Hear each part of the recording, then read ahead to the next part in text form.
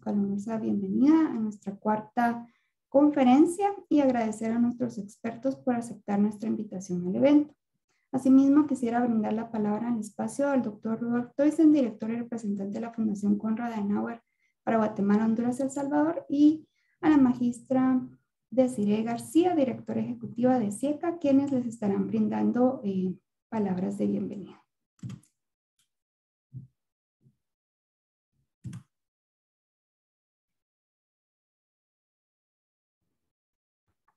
A continuación escucharemos el mensaje de la señora directora ejecutiva de la SIECA, Magíster Desiree García. Muchísimas gracias, Irene. Muy buenos días a todos. Bienvenidos y bienvenidas al foro virtual Retos y Desafíos de Centroamérica en el entorno actual, actividad con la que finaliza la serie de seminarios virtuales del 2021, realizado en el marco de la colaboración entre la SIECA y la Fundación Konrad Adenauer. Desde su inicio en el 2018 ha permitido poner a disposición de la población interesada conocimiento especializado en diferentes áreas asociadas al desarrollo social y económico de la región. Durante 4 años la alianza SIECA-CRAS, que es sumamente importante para esta secretaría, ha procurado garantizar la transferencia de conocimiento en materia de integración centroamericana y de manera específica la integración económica. Las acciones desarrolladas para el 2021 tuvieron como eje central la conmemoración del bicentenario de la independencia de las Provincias Unidas de Centroamérica, hecho que reviste de especial importancia al año 2021. Por lo anterior, la propuesta de acciones de gestión de conocimiento para este año incluyó un componente histórico como base fundamental que posibilitó realizar un recorrido desde la región desde una óptica política, económica y social. En este sentido, las jornadas iniciaron con la ponencia 200 años de independencia, evolución político-institucional de Centroamérica, a cargo del doctor David Díaz Arias, que nos permitió evidenciar la construcción de las actuales estructuras de administración y gestión de la región. Seguidamente, el doctor Rafael Ledesma nos ilustró sobre la evolución económica comercial de Centroamérica, que nos permitió evidenciar las principales transformaciones de los mercados centroamericanos, su composición y determinantes del comercio. Para, en un tercer lugar, realizar un análisis de la evolución sociocultural en Centroamérica, a cargo de la doctora Alexandra Ortiz. Los 3 expertos historiadores centroamericanos que nos recordaron la importancia de la historia para el abordaje y comprensión de los fenómenos actuales. Para finalizar este recorrido y en el marco del 15 de septiembre del 2021, fecha del bicentenario de la región, cerramos con una actividad diseñada bajo un componente prospectivo, traducido a este foro virtual, en el que buscaremos de la mano de nuestros expertos y expertas priorizar algunos de los principales retos y desafíos de Centroamérica en el entorno actual, con el que se busca mantener el estudio, análisis y debate sobre los temas vitales para la región.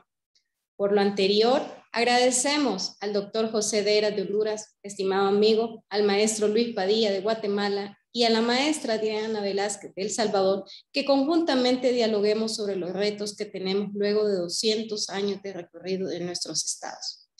La pandemia COVID-19 marca una parte agua en la historia de nuestra región y las actividades formativas y de conocimiento no quedaron exentas de esta nueva realidad. En este sentido, las tecnologías de la información y la comunicación han sido aliadas en este proceso. Gracias a ello, estas actividades han contado con una participación amplia de estudiantes, profesionales, académicos e investigadores de toda la región. Definitivamente podemos decir que hemos roto las barreras geográficas, hecho que posibilitó el acercamiento de públicos distintos en un espacio común de formación. Sin más, les invito a participar activamente de este diálogo, reiterando el compromiso de la SIECA de seguir propiciando espacios para la generación y transferencia de conocimiento para el beneficio de nuestra población. Agradecemos desde la Secretaría de forma muy especial a la Fundación Konrad Adenauer por mantener y realizar un equipo de trabajo con la Secretaría, poder promover que esta labor ha llegado con mucho éxito y sobre todo a nuestros expertos y expertas que de manera responsable, dedicada y comprometida han compartido su valioso conocimiento. Muchas gracias.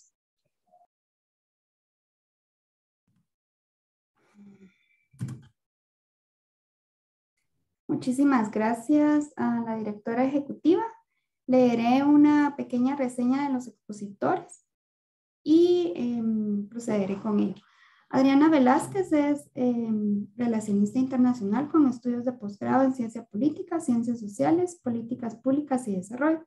Es investigadora en ciencias sociales, consultora internacional en políticas públicas de desarrollo, experta en gestión de conocimiento y líder en la promoción de voluntariados intelectuales.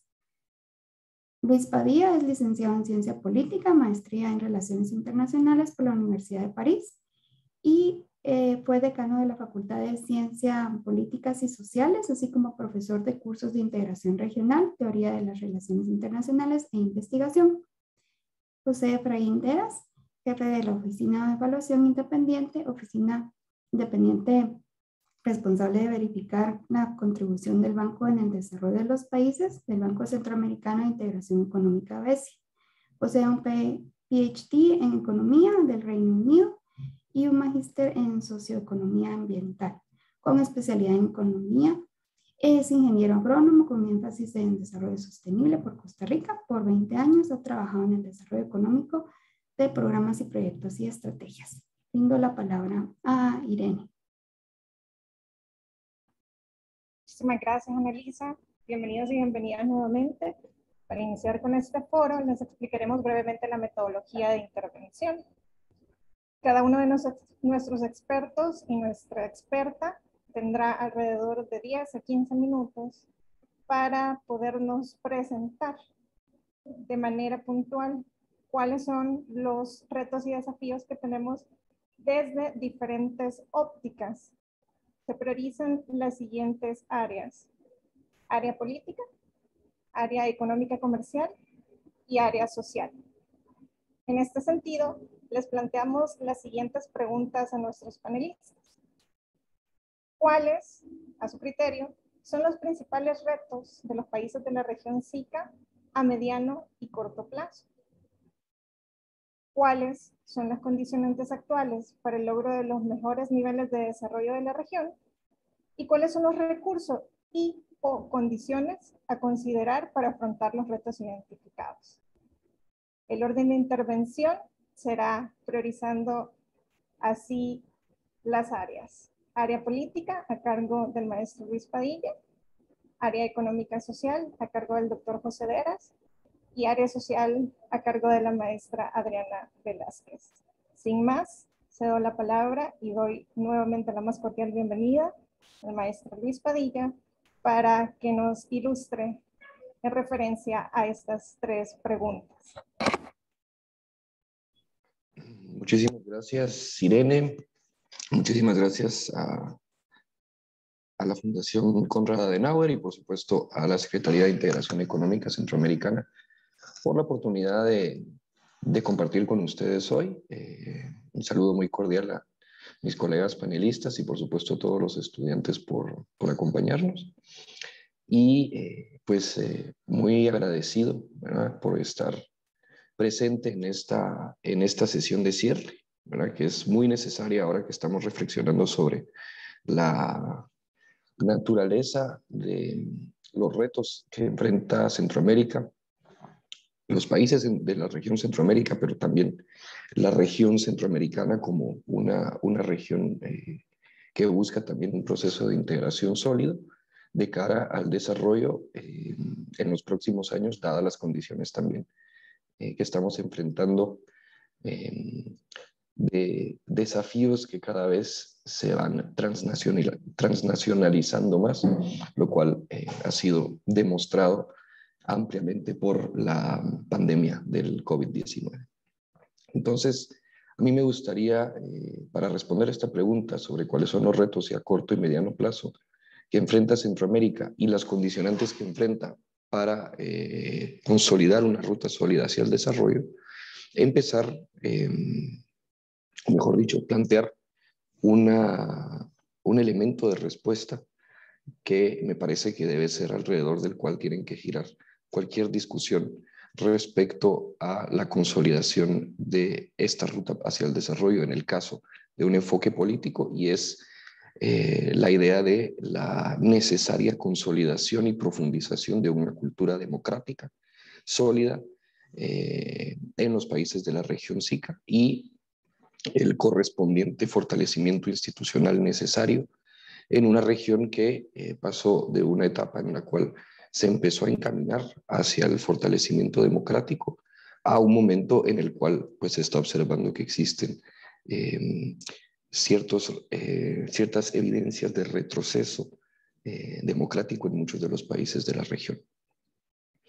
Y obviamente esto en un momento histórico en el cual por las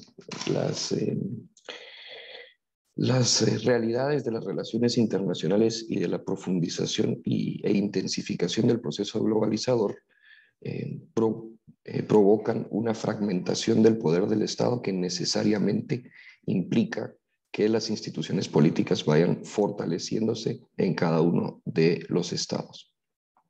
Si lo vemos a corto plazo, me parece que la atención de los países de la región centroamericana debería de atender aquellos problemas sociales que son más importantes en el marco precisamente de la recuperación de la presencia del Estado en el espacio público centroamericano, particularmente en algunos elementos clave de la gestión de lo público, como lo pueden ser, por ejemplo, la mejora en la capacidad del Estado de atender aquellos problemas que históricamente han minado el desarrollo social de los países centroamericanos. Por ejemplo,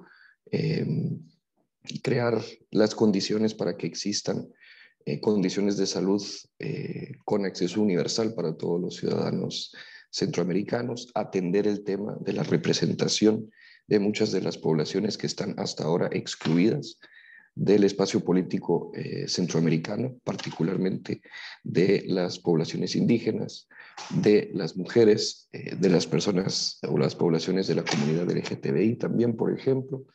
Y esto, al final de cuentas, los estados deben de lograrlo a través de la construcción de espacios de diálogo para alcanzar el consenso social y que permitan delimitar objetivos y metas para construir más y mejores políticas públicas que permitan atender aquellos retos que enfrentan de manera urgente los países centroamericanos, como pueden ser el tema, obviamente, de la educación, el tema de la soberanía alimentaria, el tema de salud y de seguridad social, a través también de un replanteamiento de los objetivos en cuanto al financiamiento que actualmente el financiamiento de todas las políticas públicas para atender estos problemas que los estados tienen que enfrentar en la actualidad. Y por otro lado, es fundamental también el consolidar mecanismos para fortalecer los sistemas de justicia en los países centroamericanos que logren erradicar la impunidad. Esto con el fin también de asegurar obviamente la independencia de los poderes en los países centroamericanos, tomando en cuenta que es uno de los elementos más importantes para la consolidación de una democracia plena en nuestra región.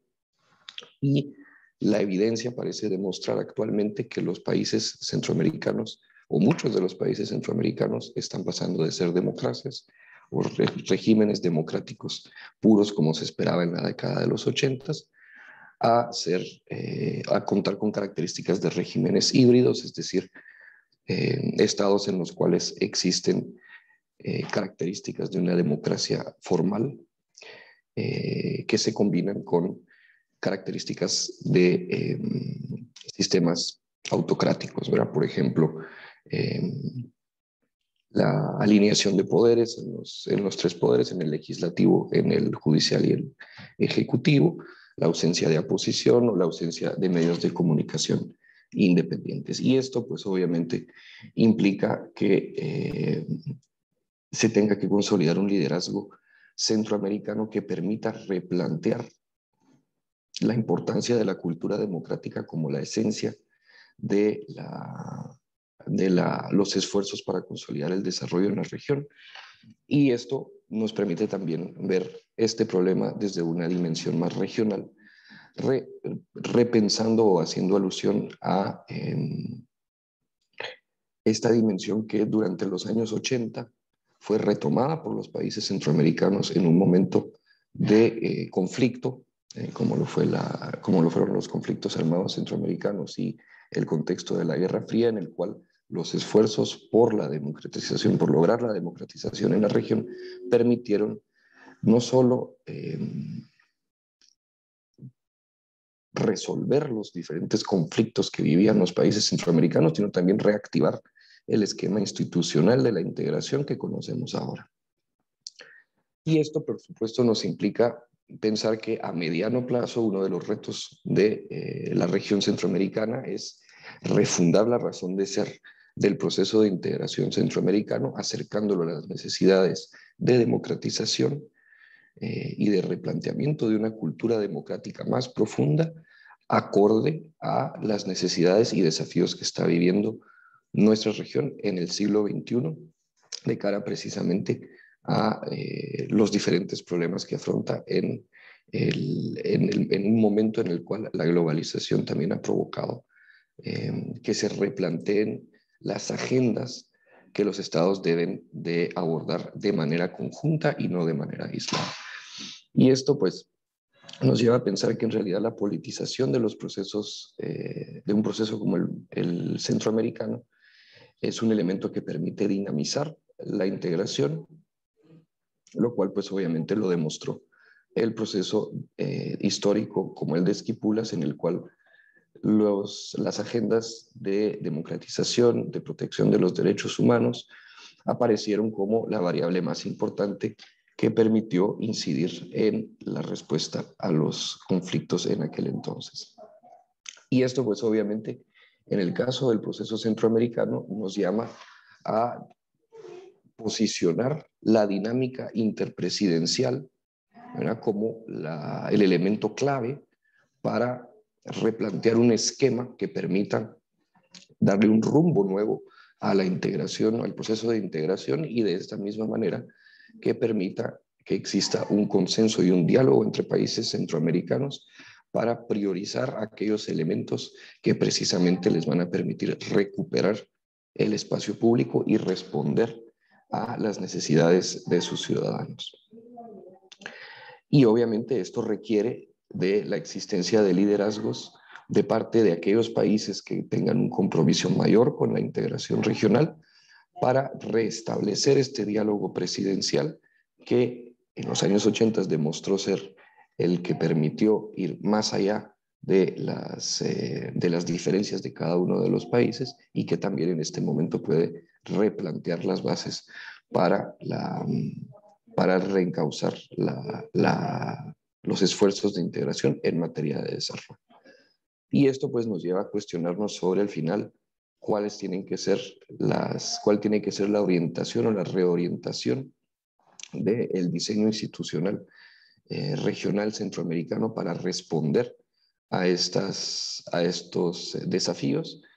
Obviamente esto de nuevo tiene que pasar por un diálogo intenso entre los jefes de Estado centroamericanos, que al final son los actores centrales del proceso de integración, y obviamente este diálogo entre los gobiernos y los poderes ejecutivos de la región resulta ser imperativo para que se empiece a abandonar esta tradición existente en los países centroamericanos, que es caracterizada por ser en esencia altamente soberanista, pero que caracteriza a los países centroamericanos, y transitar hacia un esquema en el cual las políticas exteriores de los países en materia de integración empiecen a considerarse como políticas basadas en las soberanías compartidas, particularmente para abordar aquellos temas más importantes y que resultan ser estratégicos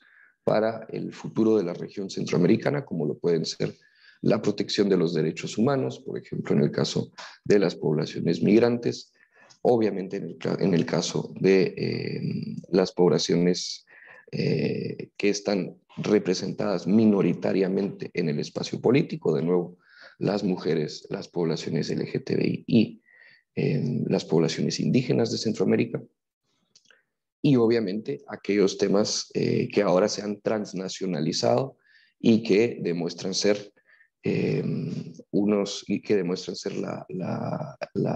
de los pesos más grandes en la agenda política y social centroamericana, como lo son el tema de cambio climático, por ejemplo, y ahora más recientemente el tema de gobernanza regional de la salud. Y no sé cómo voy de tiempo, tengo la impresión que todavía tengo un poquito para cerrar. Yo los dejaría, antes de darle la palabra a mis compañeros, con la idea de que en el fondo el reto político más importante de los países centroamericanos es replantear tanto el proceso de integración centroamericana como las agendas políticas dentro de los países, replantear la importancia de espacios más inclusivos de participación, tanto de actores, obviamente actores de la sociedad civil, pero también de actores del sector privado organizado, del sector empresarial, que permitan inyectar un elemento representativo a la integración centroamericana y a la consolidación de las democracias centroamericanas también, para repensar el contrato social que anima la visión de los países centroamericanos en materia de desarrollo a futuro, para responder de manera verdaderamente representativa a todos los ciudadanos, dadas las características actuales de los retos que a causa del proceso globalizador se han transformado y han provocado nuevas problemáticas que los estados tienen que atender desde otros enfoques. Esto, obviamente, desde los espacios subregionales, digamos, desde las regiones a nivel subregional dentro de los estados, hasta el nivel nacional y el nivel supranacional. La inclusión, al final de cuentas, tiene que ser uno de los esquemas o una de las prioridades de los países centroamericanos para el mediano y el largo plazo. Y yo con eso cedería la palabra, porque creo que ya me pasé un poco de tiempo. Gracias. Muchísimas gracias, maestro Luis Padilla, por ilustrarnos desde la óptica político-institucional sobre los desafíos y retos que enfrenta la región. A continuación, daremos paso a la intervención de nuestro segundo experto, que desde el enfoque económico-comercial nos brindará cuáles son aquellos retos que deberíamos de priorizar como sociedad. Bienvenido, doctor José Deras. Adelante. Muchas gracias, Irene. Muy buenos días a todos los estudiantes y audiencia que nos acompaña el día de hoy. E igualmente, en nombre del presidente del Comité de Directores de Estrategia, Programación y Evaluación del Banco Centroamericano de Integración Económica, manifestar sus disculpas que no pudo estar presente el día de hoy, y agradecer a Conrad, agradecer a Sieca por la invitación. Estamos aquí haciendo esta presentación muy contentos porque este tipo de actividades son muy necesarias para que repensemos a la altura del bicentenario, repensemos nuestra región. Así es que felicidades por esta organización del evento y voy a proceder con el mismo. Como el colega Luis y Adriana tienen un énfasis de la situación democrática, política y social, yo voy a hacer un punteo del enfoque económico y comercial, tratando de que entre los tres completemos ese matiz necesario para la discusión del día de hoy. Así es que en ese marco quiero proceder con 3 puntos. 1, cuáles son las condiciones actuales de la región. Número 2, cuáles son los retos que enfrentamos y qué recursos y condiciones deberíamos considerar para enfrentar y buscar superar esos retos. En primer lugar, es necesario que busquemos un crecimiento económico sostenido en la región. Aquí podemos ver cómo han sido los últimos 50 años de procesos de crecimiento económico que han sido oscilantes. Ahí podemos ver temporadas de vacas flacas, temporadas de vacas gordas, y esto es necesario abordarlo desde la política económica en los países. Más adelante vamos a entrar en detalle al respecto. Acá podemos ver cuando antes de la crisis financiera internacional del 2008, nuestras economías mantenían una tasa de crecimiento creciente, la cual al inicio de la década, los procesos de recuperación posteriores a la crisis nos dieron indicios de que podría retomarse, lo cual no ocurrió. Esas tasas de crecimiento vinieron estabilizándose, decreciendo, hasta llegar a la pandemia, en donde nosotros enfrentamos unas tasas de crecimiento mucho negativas, con recesión, y ahora tenemos que proponernos esa reactivación económica.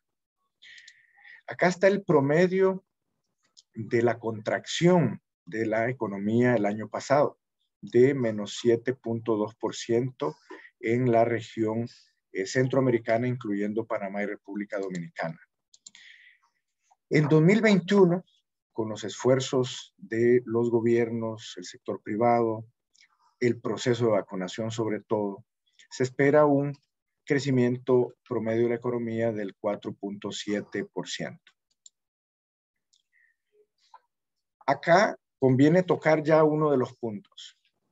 Nosotros, la inversión es un renglón clave para la economía y los procesos de crecimiento en Centroamérica. Estos son los pronósticos de la inversión para cada uno de los países de la región. Es importante que los países enfaticen en políticas públicas que eleven estos niveles de inversión como proporción del PIB. Allá sobre todo resalto el caso de Panamá, niveles de inversión a PIB superiores al 30%. Eso es lo que hace una atracción a la economía que tiene un impacto directo en las tasas de crecimiento. Esto está muy relacionado a los procesos de vacunación, como antes mencioné. Tenemos una división en dos bloques en Centroamérica sobre cómo está evolucionando el proceso de vacunación. Los niveles de profundización de esa vacunación en Panamá, Costa Rica, El Salvador y República Dominicana caminan a un ritmo diferente que los otros 4 países que vemos en la parte baja del gráfico. Este es un aspecto que se debe acelerar en todos los países con el objetivo de prepararnos hacia una reactivación económica sostenida.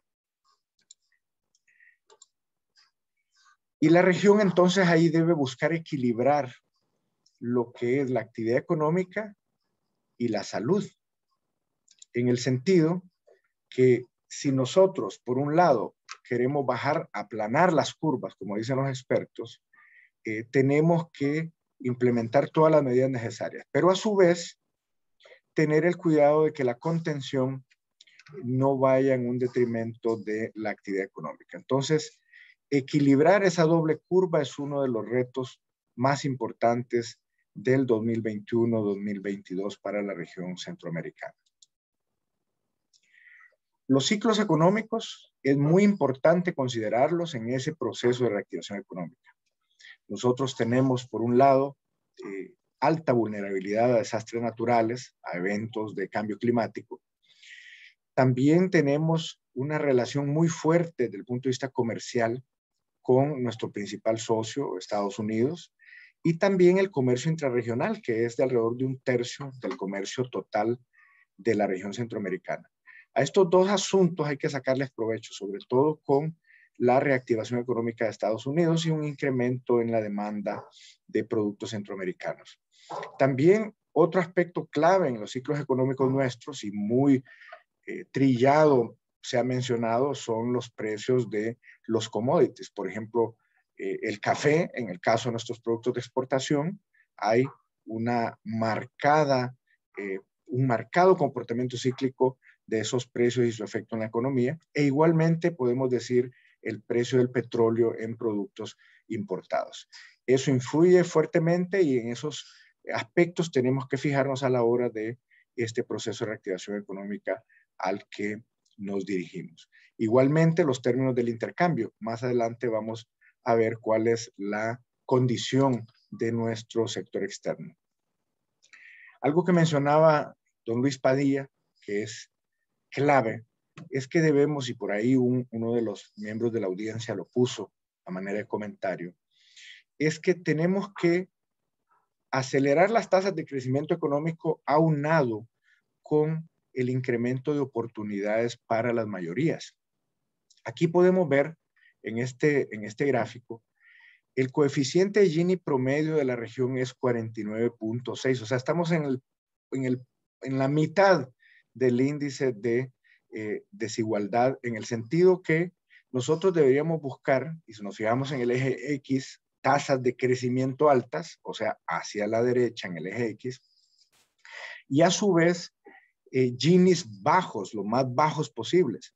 O sea, nosotros deberíamos buscar que nuestros países estén alcanzando una mejora en la distribución de la riqueza, es decir, una reducción de la desigualdad y unas tasas de crecimiento en donde se puedan generar las oportunidades, en donde la educación es clave, la salud es clave, la inclusión financiera es clave y todas aquellas políticas que vengan encaminadas a que preparemos al recurso humano, preparemos nuestro capital humano, capital social y atraigamos inversión y lo unemos a políticas públicas que permitan esa tasa de crecimiento alta, sostenida, para que reduzcamos pobreza y generemos un bienestar bajo un modelo económico y social de base amplia.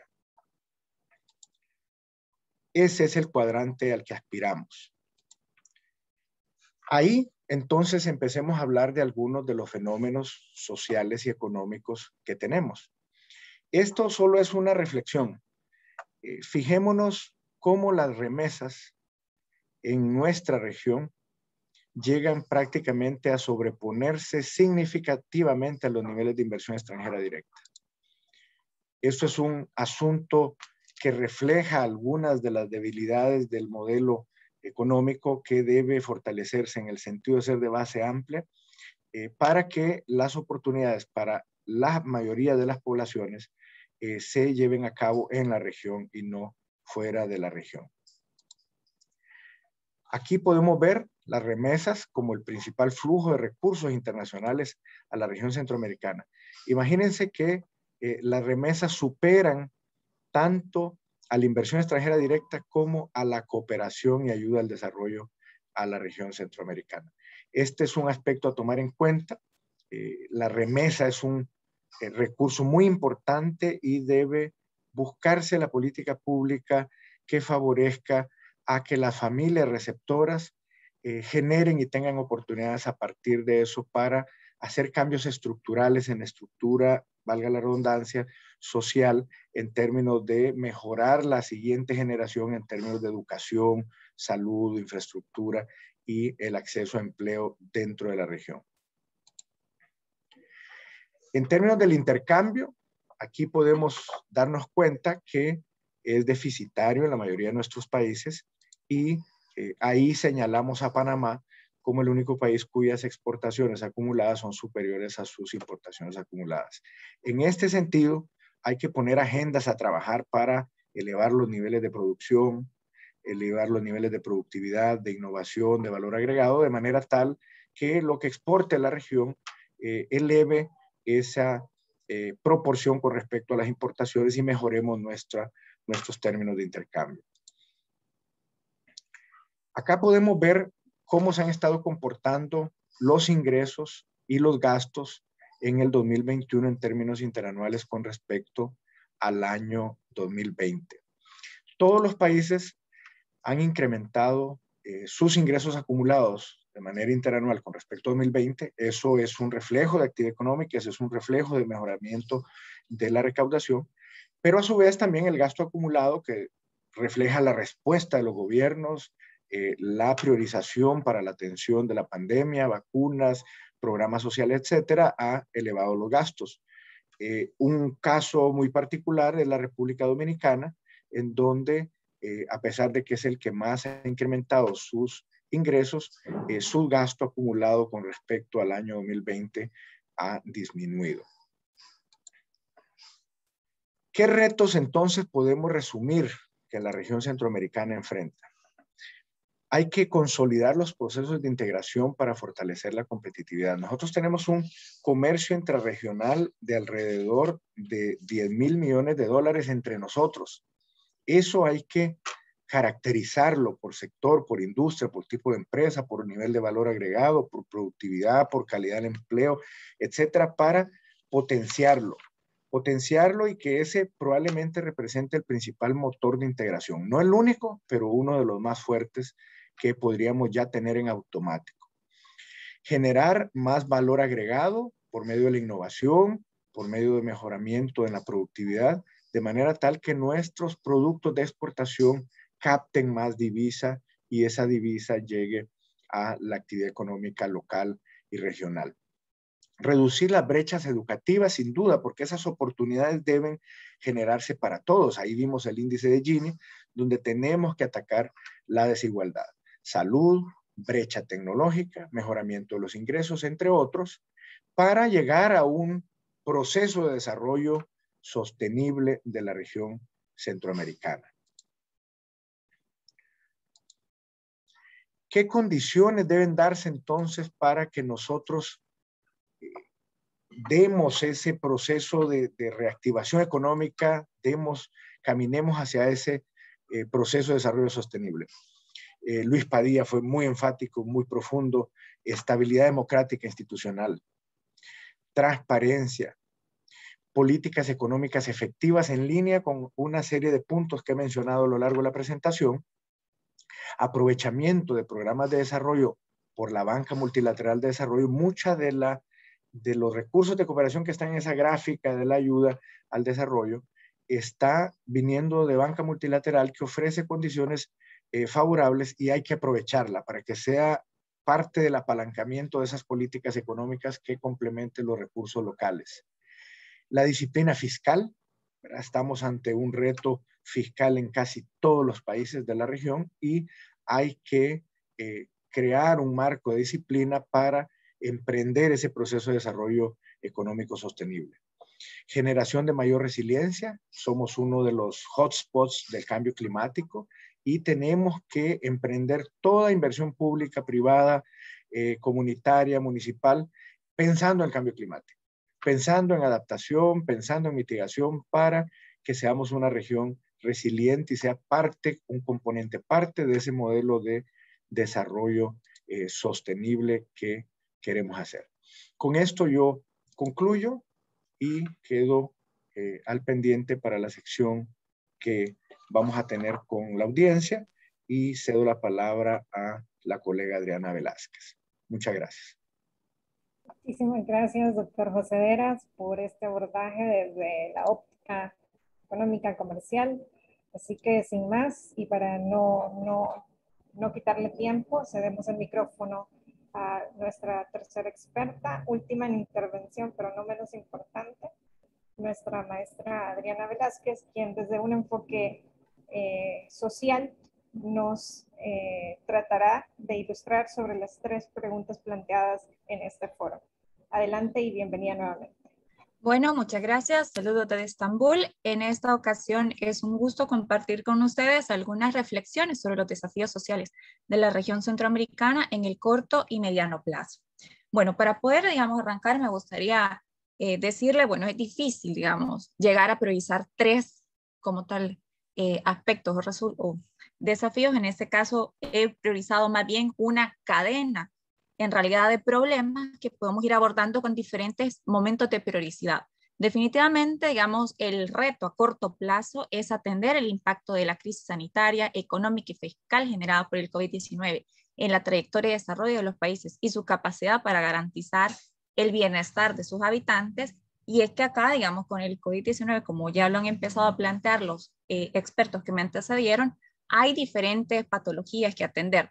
Y no solo tienen que ver, por ejemplo, con los problemas de salud en el corto y largo plazo de la población que ya ha tenido la enfermedad como tal, el COVID, sino también el mismo deterioro que han enfrentado los sistemas de salud para atender enfermedades que no son COVID-19 por la focalización extrema de recursos que se ha dado en torno a la pandemia, y también la emergencia de otros problemas de salud mental que están ahorita, digamos, a la base en estos tiempos pandémicos y que representan también, digamos, una epidemia misma que no está siendo visibilizada en su conjunto y que va a tener diferentes alteraciones en la forma en la que vivimos de manera, digamos, digna. Hay también, obviamente, pérdidas en la cantidad y calidad de los empleos, especialmente en los países con pronósticos menos favorables de recuperación, y eso está anclado a diferentes pronósticos desfavorables también de aumento de pobreza, inseguridad alimentaria, pero también de pérdidas en la formación de capital humano por todas las personas, digamos, que por el mismo deterioro económico ya no están ingresando a la educación secundaria o terciaria, pero también aquellos que tuvieron que digitalizar sus patrones educativos de manera acelerada sin garantizar adecuadamente un proceso de formación de capacidades adecuado. En este caso, digamos, hay una transgresión también al mundo educativo y cómo ya, por ejemplo, diferentes instancias de desarrollo ya están alertando sobre las pérdidas educativas de largo plazo que se van a tener, digamos, con la pandemia y en consecuencia de la capacidad de educación que pueda tener la población como tal. Y aunado a esto, obviamente, tenemos márgenes fiscales más complicados para poder, digamos, extender de manera temporal un gasto social contracíclico. Como ya lo explicaron los colegas anteriores, las finanzas de la región no están muy bien y también, digamos, frente a estos desafíos sociales se hace necesario, obviamente, tener más gasto público, pero no estamos en las condiciones de poder atenderlo, tomando en cuenta que hay también una presión muy creciente, pero una oferta de servicios de protección social que atiendan ya no solo el set de elementos que veíamos antes, por ejemplo, pobreza, seguridad alimentaria, sino que también ya están demandándose más aspectos incluso para poder tener canastas básicas digitales. Con la crisis climática también, digamos, el corredor de huracanes que tuvimos el año pasado, también, digamos, aumenta más la necesidad de la protección social frente a emergencias. En fin, digamos, hay toda una cartera de necesidades no cubiertas y pocos recursos para poder lograrlo.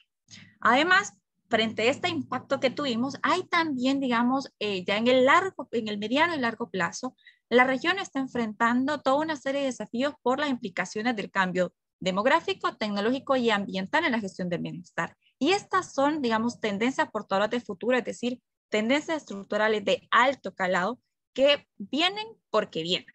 Y en este caso es importante, digamos, comenzar arrancando con la parte demográfica y es, bueno, la región está experimentando con diferentes velocidades una primera transición demográfica que modifica la estructura sociocultural de la población por el aumento de la longevidad poblacional, la transición etaria de la población, estamos pasando de ser poblaciones mayoritariamente jóvenes a unas más envejecidas.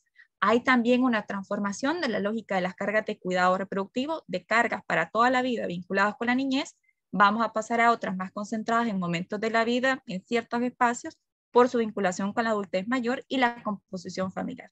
De arreglos generacionales temporales más cercanos, de tíos, hermanos, estamos pasando a arreglos multigeneracionales temporalmente más distanciados, de abuelos a bisnietos. Y eso obviamente nos genera todo un cóctel de formas de ver la vida de manera muy diferente, pero también de otras implicaciones para la misma gestión de las políticas públicas y cómo se van tejiendo temporalmente de manera distinta las demandas que tienen que atender para poder, digamos, solventar los diferentes derechos económicos, sociales y culturales. Y de manera también, digamos, como resultado de esta primera transición demográfica, hay una segunda transición que está modificando la gestión del bienestar por los cambios que se están dando en los patrones de nupcialidad y también de fecundidad. Entonces, la figura del matrimonio y la maternidad en los tiempos postmodernos ya no tienen el mismo papel que antes en la forma en la que se están configurando los imaginarios de vida. Entonces, acá, como les menciono, digamos, hay toda una serie de elementos que van cambiando, especialmente la educación a lo largo de la vida. Ya no solo tenemos que educar a las generaciones para la realidad del futuro, sino que también cerrar la brecha educativa de las presentes generaciones. No olvidemos que en la región centroamericana hay todavía población que no sabe leer y escribir, hay población que no ha ingresado a la educación formal como tal, es decir, no tienen ni tan siquiera la primaria, y bueno, sobre eso ya no mencionemos las que no tienen la secundaria. También, digamos, hay otros problemas de salud vinculados con la doble carga epidemiológica, ya no solo, digamos, tenemos enfermedades vinculadas con factores infecciosos, sino que también otro tipo, digamos, de enfermedades crónicas no transmisibles y que ganan también mayor peso frente, digamos, a la extensión temporal de la vida. Y también, en este mismo caso, digamos, también aparecen otros cuadros de discapacidad vinculados también por el mismo deterioro físico-funcional, ¿no?, del organismo por el envejecimiento. También hay otros componentes más vinculados con la generación de empleo de calidad y la garantía de ingresos para una vejez más prolongada. Y acá no solo importa ver el tema de las pensiones, que tienen una muy baja cobertura en la mayor parte de los países de la región, sino que también el acceso de la población a empleos que les permitan generar diferentes rentas, no solo digamos, vía pensiones, sino que también otro tipo de acciones o bienes inmuebles u otro tipo de formas que le garanticen que en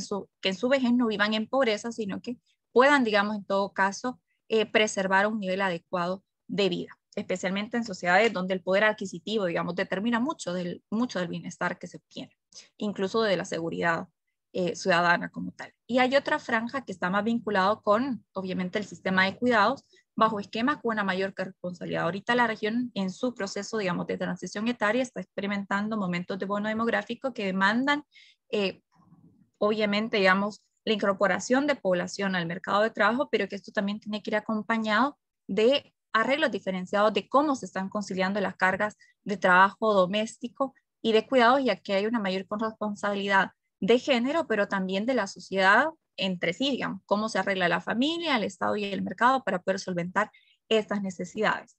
Y frente a todos estos riesgos e incertidumbres que se van generando, también surge la demanda de políticas de protección social adaptativas a estas nuevas realidades. Entonces, frente a esas transiciones, obviamente tenemos desafíos multigeneracionales altamente individualizados bajo una geometría variable asociada con las formas diferentes en la velocidad que le están ocurriendo estos cambios y su profundidad. Por ejemplo, al ver entre los países, si se analiza la tasa de dependencia, que es el indicador base para establecer la duración del bono demográfico y su profundidad, vemos que en algunos países, por ejemplo, el momento óptimo del bono va a durar 59 años, como el caso de El Salvador, y en cambio en Panamá 80. Es decir, esta ventana de oportunidad tiene una dimensión temporal muy, pero muy diferente.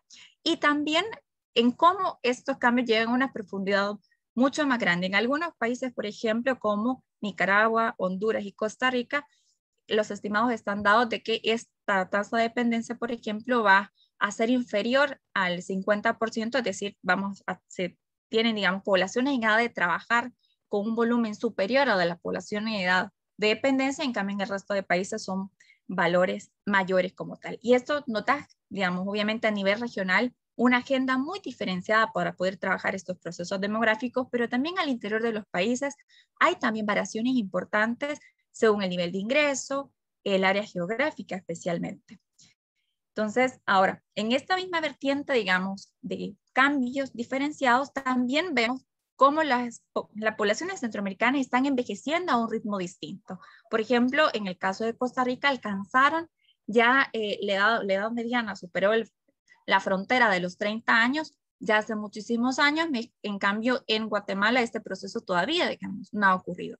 Lo mismo supone, por ejemplo, el índice de envejecimiento, en donde ya las generaciones envejecientes ya están superando a las entrantes en Costa Rica, mientras que en el resto de países de la región estos procesos aún no han terminado de consolidarse como tal. Y esto también va marcando, obviamente, timing diferentes de la política social que se pueden ir implementando a nivel regional.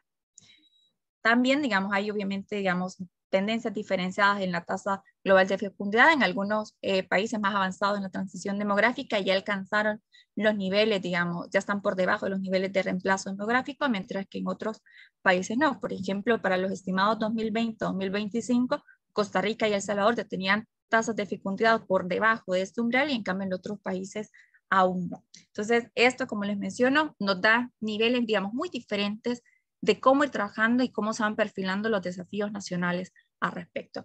Además de esta parte, digamos, de estos cambios prospectivos a nivel demográfico, está la transformación tecnológica que supone naturalmente una fusión de la realidad físico-digital en el mundo del trabajo que nos da desafíos vinculados con la creación, destrucción de puestos de trabajo, deslocalización acelerada a escala global, la desprotección social por la falta de vinculación de los nuevos empleos con los esquemas tradicionales de seguridad social, transformaciones en el mundo educativo que nos demandan naturalmente formación de habilidades diferentes para poder transitar en este mundo físico y digital, cambios en el mundo cultural con la promoción de un consumo global de productos culturales, la transformación misma de las entidades en estos espacios globales pero a la vez locales, la alteración de las interacciones sociales en un mundo digital donde se dibujan estas fronteras geográfico-espaciales del mundo físico y también la digitalización de las relaciones entre Estado y ciudadanía. Entonces tenemos, digamos, todo un mundo cultural en transición que va también variando otros aspectos en el sistema productivo y que tiene, digamos, en el caso social una alta relevancia, por ejemplo, los cambios que pueden darse en la seguridad alimentaria por la aplicación tecnológica de la biotecnología, por ejemplo, en toda la industria alimentaria, pero también de la inteligencia artificial e incluso del Internet de las cosas y el poder manejar diferentes patrones de gestión de producción de alimentos en este sentido. Hay otras transformaciones en el mundo de la salud y la gestión principalmente digital de los procesos de prevención y tratamiento de enfermedades que puede brindar la telemedicina y otras aplicaciones digitales en la materia. Ahora, todo este mundo obviamente está ocurriendo, algunas personas se dan más cuenta que otros porque lo cierto es que este proceso, digamos, de digitalización no ocurre en la misma velocidad en la región ni mucho menos al interior de los países. Por ejemplo, digamos, si analizamos únicamente el porcentaje de población que tiene Internet en la región en conjunto, tenemos nada más, por ejemplo, que en el caso de Costa Rica y Panamá son los únicos donde, y cerca de El Salvador, donde más del 50% de la población tiene acceso a Internet. En el resto están por debajo de ese umbral. Y además de esta brecha de acceso, también se suman las de uso. No es lo mismo tener acceso a Internet una vez al mes, una vez a la semana, que tenerlo todos los días y ser sujetos hiperconectados las 24 horas del día. Y también no es lo mismo, y viene la brecha de apropiación, no es lo mismo usar el Internet para usar el Facebook, para hacer conferencias de Zoom, que usarlo para hacer negocios o manejar otro tipo, por ejemplo, de inversiones de riesgo. Entonces, aquí, digamos, tenemos una brecha escalonada de apropiación del mundo digital que todavía la región no ha terminado, digamos, de abordarla como tal y que representa muchos desafíos al interior de los países por las mismas fisuras con las que se está dando este proceso de inclusión digital, no solo por ingreso, por territorio, sino que también por edad y por género. Y además, digamos, de todo este cóctel, tenemos naturalmente los desequilibrios ambientales por la transgresión de diferentes fronteras planetarias que hacen de la Tierra un espacio biofísico seguro para la vida humana. Y acá, digamos, no solo tenemos el cambio climático, también hay otros cambios, por ejemplo, en el ciclo del nitrógeno, el carbono y otro tipo, digamos, de fronteras que se están transgrediendo como tal y que nos están generando diferentes desequilibrios ambientales que van a potenciar otros desequilibrios sociales por sus impactos negativos en el cuerpo humano. Y aquí tenemos, digamos, diferentes daños a la salud, no solo por lo malo que es vivir en un entorno sobre los 50 grados centígrados, sino que también por la proliferación de otro tipo, digamos, de vectores de enfermedades, daños en los medios de vida por las reservas de recursos naturales necesarios para la vida humana y la generación de riqueza. No solo estamos hablando, por ejemplo, de la evaporación de las reservas de agua, sino que también la misma ampliación de la aridez en diferentes territorios, especialmente, digamos, centroamericanos, por la ampliación, digamos, del corredor seco, y entre otros aspectos que pueden no solo mencionar, como les digo, el acceso a agua, seguridad alimentaria, sino que también de empleo y daño en los espacios de vida, especialmente por diferentes eventos climáticos extremos, especialmente los huracanes. Basta ver las fotografías, por ejemplo, de las inundaciones que se tuvieron en San Pedro Sula durante los huracanes del año pasado, como para ver qué tanto se puede, digamos, hablar de ese tipo de alteraciones y que también suponen barreras diferenciadas en la gestión de los asentamientos humanos. Entonces, ahora, todos estos impactos que estamos viendo en el corto y en el mediano plazo se viven de manera desigual. Y esa es la otra parte, el otro gran desafío que tiene la región. Digamos, desmantelar esa matriz de desigualdad multifactorial con la que se reparten los beneficios de los costos del desarrollo. Y esa matriz tiene vertientes transversales por ingreso, género, territorio, etnia, pero también estatus migratorio, especialmente en aquellos países que tienen una mayor inmigración, pero también desigualdades longitudinales según el curso, según el momento del curso de vida, que pueden tener, digamos, aspectos diferenciados según se esté en la primera infancia, la niñez, la adolescencia, la juventud o la adultez mayor. Y frente a estas desigualdades, la migración internacional ha operado como una válvula de escape de los países con las mayores dificultades para adaptarse de forma inclusiva a todos estos cambios estructurales. Y es que si vemos, por ejemplo, de manera prospectiva las tasas netas de migración, vemos cómo El Salvador, Guatemala, Honduras y también Nicaragua han tenido, digamos, una tendencia mucho más proclive a tener un perfil migratorio orientado hacia la expulsión de población, mientras que Panamá y Costa Rica hacia el ingreso como tal. Entonces, esto, digamos, también nos da, digamos, una agenda muy diferenciada a nivel regional para trabajar un tema tan importante como el migratorio, pero en esta vertiente también hay que señalar una cuestión, y es que la migración es una forma de salir de la exclusión que vivimos en los espacios centroamericanos, pero también nos conecta a otras formas de exclusión que se dan en los países de destino. Si analizamos, por ejemplo, en el caso de El Salvador, Guatemala y Honduras, que tienen un perfil migratorio muy alto hacia Estados Unidos, estas poblaciones llegan a insertarse en condiciones desfavorables en comparación a las poblaciones extranjeras y las nativas. Una muestra de ello es, por ejemplo, la mayor incidencia de la pobreza monetaria que tiene la población de El Salvador, de Guatemala y Honduras en comparación a la población nativa estadounidense y las extranjeras. Entonces, acá la migración al final nos funciona como una forma de una forma de exclusión transnacional. Huimos de aquí para llegar a otra exclusión en el allá. Entonces, es una solución que siempre hay que verla, digamos, con ese matiz, ¿no? De cuidado. Entonces, frente a todo este cóctel de patologías de corto, mediano y largo plazo, bueno, ¿qué es lo que tenemos? ¿Qué condiciones están, digamos, qué condiciones se encuentra la región y qué recursos se cuenta para poder afrontar? Bueno, básicamente, digamos, con diferentes matices según el país en cuestión, digamos, tenemos estados con una debilidad fiscal para promover la inclusión equitativa de su población y una legitimidad en declive por el deterioro de la democracia como un régimen político, como resultado, digamos, del divorcio estructural entre la dinámica de régimen político, donde somos electores con un poder de voto igual, una persona un voto, y un régimen económico donde somos desiguales, somos consumidores con un poder adquisitivo desigual. Tenemos economías que en algunos países de la región no han logrado expandirse al mismo ritmo de su población y que además han logrado expansiones a expensas de dinámicas de empleo de subsistencia, donde tenemos empleos para sobrevivir el día a día y no para vivir mejor en el futuro. También tenemos sociedades cada vez más segmentadas culturalmente por la huella de la desigualdad multifactorial en los estilos y expectativas de vida y la migración internacional como un fenómeno que altera la construcción social del territorio, del desarrollo. Tenemos la migración genera, digamos, un imaginario transnacional de movilidad social. Y ante esto, bueno, ¿qué es lo que podemos hacer? Bueno, en la parte, digamos, por ejemplo, de esta estructura estatal pro igualdad, bueno, habría que ver cómo se desarrolla la capacidad de agencia de la ciudadanía para organizarse y construir una relación con el Estado basada en formas diferentes de democracia. Chile ahorita es un caso de interés para la región en este contexto, donde movimientos sociales con una expresión lograron una expresión política en las urnas y una ocupación mayoritaria en curules para la construcción de una nueva constitución y en consecuencia construir reglas del juego diferentes. En la parte, digamos, económica y su vinculación social, bueno, habría que ver la capacidad de adaptación que tenga la matriz productiva y laboral para aprovechar nichos de oportunidades, generación de riqueza generados por estos cambios demográficos, tecnológicos y climáticos de manera inclusiva. Y en la parte cultural, bueno, la capacidad que tengan las sociedades e individuos para lograr una cohesión social en entornos culturalmente diversos que nos permitan desarrollar esquemas de bienestar basados en una mayor solidaridad y equidad en el reparto de los beneficios del desarrollo. Bueno, con esto me quedo, me disculpo si me pasé un poquito con el tiempo y quedamos pendientes de las preguntas. Muchísimas gracias a nuestra experta Adriana Velázquez. Sabemos que está haciendo un gran sacrificio porque hay una diferencia horaria importante donde ella se encuentra, así que le reiteramos nuestro agradecimiento por participar y compartirnos tan importante conocimiento. Siguiendo con el programa y claro, ¿verdad?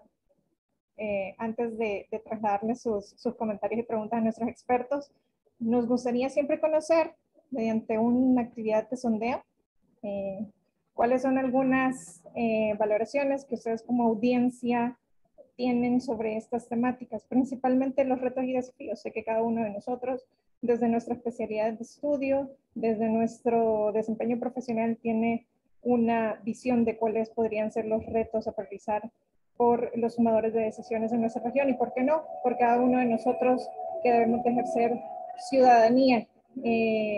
Y eso lo podemos hacer mediante diferentes formas de participación, cada vez más diversas, cada vez más innovadoras, pero que son fundamentales para la construcción de una región en mejores condiciones. Aquí pediría el apoyo de nuestro equipo técnico y vamos a lanzar el siguiente sondeo.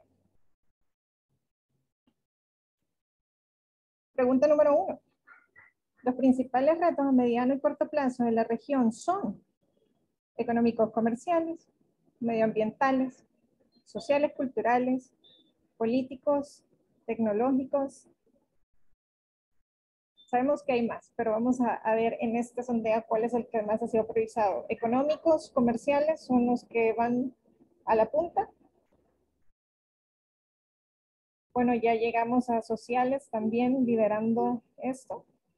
Y políticos, interesante en un tercer lugar. Damos unos 5 segundos más y pasamos a la siguiente. En este caso, la tendencia es la siguiente. Económicos comerciales con un 72%. Problemas sociales o desafíos sociales el 61%. Y los políticos en un 57%. Muchas gracias, Hugo. Hugo nos recuerda que recordemos que lo social es lo que condiciona lo político. Muchísimas gracias. Sobre esto ya nuestros expertos también reaccionarán a estos resultados. Pasamos a la siguiente, por favor. Pregunta 2. De priorizar los recursos para atender los retos que enfrenta la región, ¿cuál sería la primera área que se debe atender? Económico-comercial, medioambiental, social, cultural, político, tecnológico.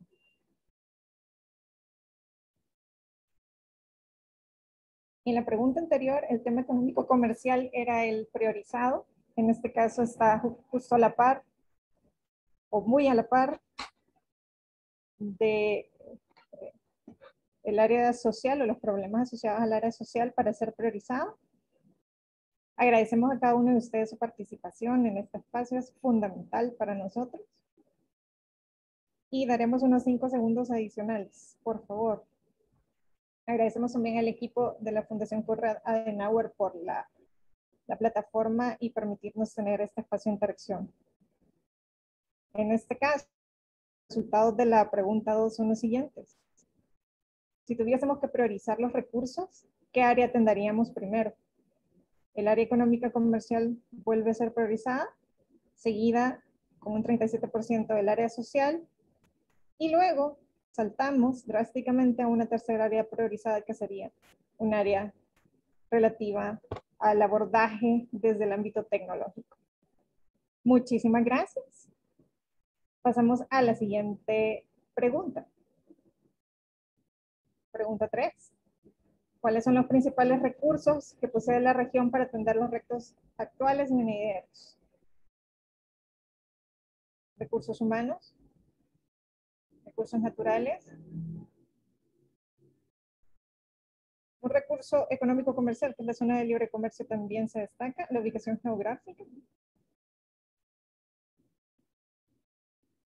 la institucionalidad también tiene un porcentaje de participación. Agradecemos a cada uno de ustedes su participación mediante este sondeo. Vamos a dar unos 5 segundos más.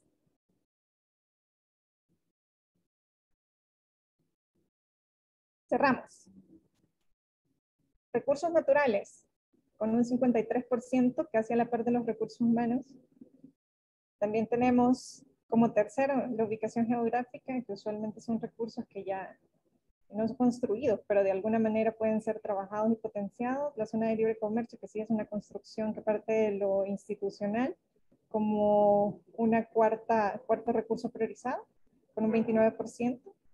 Luego tenemos educación cultura y tenemos también la institucionalidad. Sabemos que todas ellas son importantes, que en este sondeo únicamente hacemos este ejercicio de simulación de, en el caso de tomar decisiones, a donde tendríamos que priorizar los recursos que por principio son limitados y en algún determinado momento tenemos que identificar a qué área priorizamos.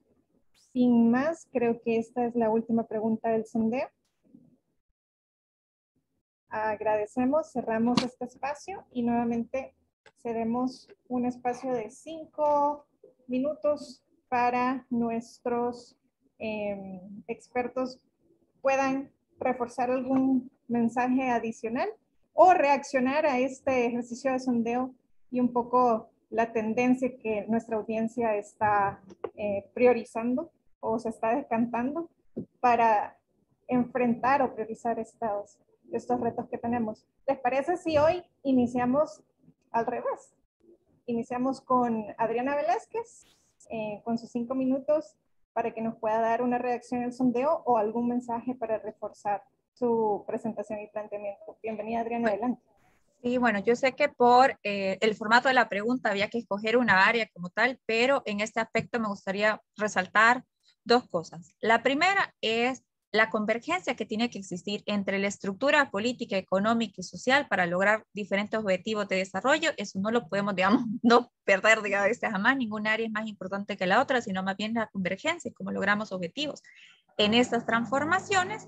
Y la segunda tiene que ver con que en ese marco de articulación, de manera particular lo social, que es lo que me toca defender a mí en este caso, digamos, se juega muchísimo, por ejemplo, en lo económico, difícilmente, digamos, yo les pregunto a ustedes, para comer, ¿qué necesitan? Un trabajo, el trabajo donde se genera, de la matriz productiva como tal, digamos. En esta parte, digamos, una cuestión, digamos, bastante lógica, pero también se juega en el terreno político, y es que al final del cabo, los apoyos, beneficios sociales que recibimos, vienen de ingresos generados por una estructura tributaria donde hay determinadas élites económicas que se benefician de diferentes extensiones y creación de privilegios. Entonces, si no trabajamos la estructura política para que funcione el beneficio de la mayoría, difícilmente vamos a obtener esos beneficios sociales que queremos.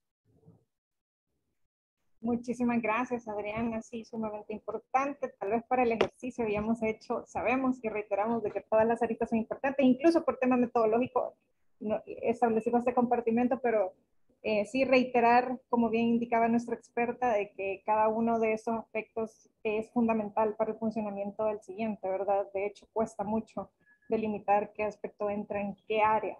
Entonces, agradecemos a nuestra experta Adriana Velázquez. Cedemos entonces el micrófono a don José Veras para que nos pueda dar sus valoraciones o mensajes adicionales. Tiene cerradito el micrófono. Sí, muchas gracias, Irene. Y qué alegría escuchar el término convergencia, Adriana. Mis últimos comentarios al respecto es que para entrar en ese proceso de desarrollo sostenible que incluya un crecimiento económico sostenido y que incluya una reducción de la desigualdad, debemos sacar muchas lecciones de la pandemia. La pandemia nos desnudó, digamos, mucho de los aspectos que esta región ha pasado con la pandemia, incluyendo también los aspectos de los huracanes recientes en términos ambientales. Nos muestra una ruta donde la salud es clave, o sea, tiene que haber una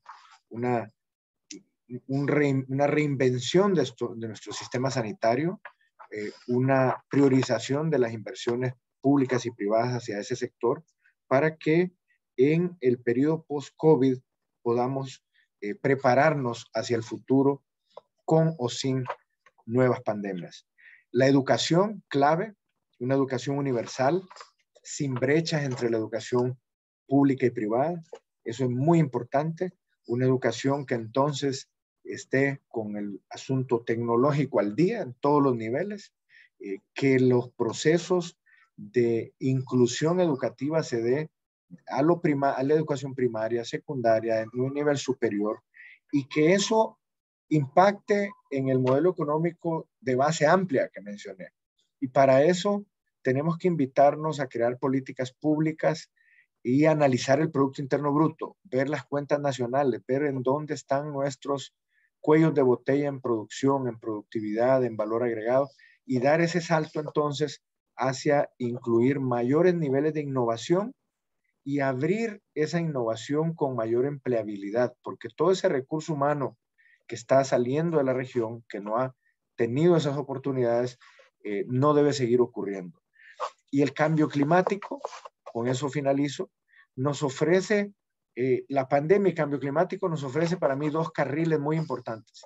El reinventar nuestro sistema sanitario y también la reactivación económica, llevarla a cabo de una vez con la resiliencia incorporada, nos va a permitir cambiar la región centroamericana, y los procesos de integración deben ir transversalmente en todos esos segmentos. Muchas gracias. Muchísimas gracias, doctor Deras. Realmente es sumamente importante para nosotros poner estos temas sobre la mesa. Sabemos que son muchos los retos y desafíos que nos enfrentamos. Creo que cada sociedad y cada tomador de decisión en una coyuntura determinada también se ha planteado este ejercicio, ¿verdad? Y es lo que nos ha permitido llegar hasta este momento, pero sí, desafíos como el cambio climático, la brecha tecnológica o digital, que muy bien señalaban en este espacio, ¿verdad? Y el tema de la innovación en temas como mercado, economía, finanzas, son un reto importante en este espacio, acompañados de la demanda de atención de mejores sistemas sanitarios en nuestra región. Creo que nos presentan un panorama complejo, pero con responsabilidad debemos de atenderlos y abordarlos, cada uno con sus particularidades,